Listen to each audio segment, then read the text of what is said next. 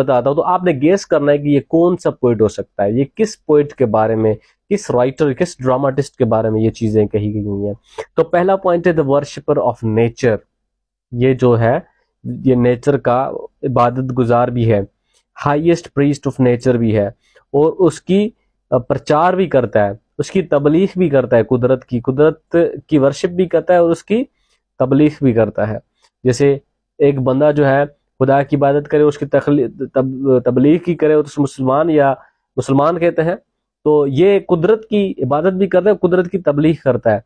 Poet of nature, اور اس کو ہم قدرت کا شاعر بھی کہتے ہیں، لیک پوئٹ بھی کہتے ہیں ایسے۔ لیک ایک جو ہے لیک ہی تھی، وہاں پر ایک لیک ڈسٹرکٹ تھا، وہاں پر یہ رہتا تھا، تو اس کو لیک پوئٹ بھی کے نام سے بہت بڑا کہا جاتا ہے۔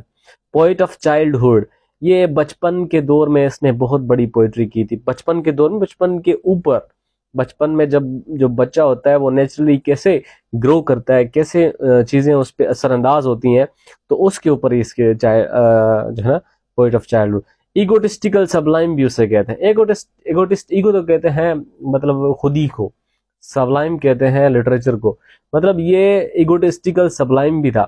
اس کا مطلب یہ ہے کہ جب بھی یہ پوئٹری کرتا تھا اس میں اپنا آئی، می، مائی، اور مائن، یہ ساری چیزیں اس کو مطلب خود کی پڑی ہوتی تھی، سیلفش چیزیں وہ اس میں انکلوڈ کرتا تھا، ہمیشہ وہ خود کو ہی پہلے رکھتا تھا اپنی شاعری میں۔ تو جناب اعلیٰ، امید ہے کہ آپ نے اس شعر کو گیس کر لیا ہوگا۔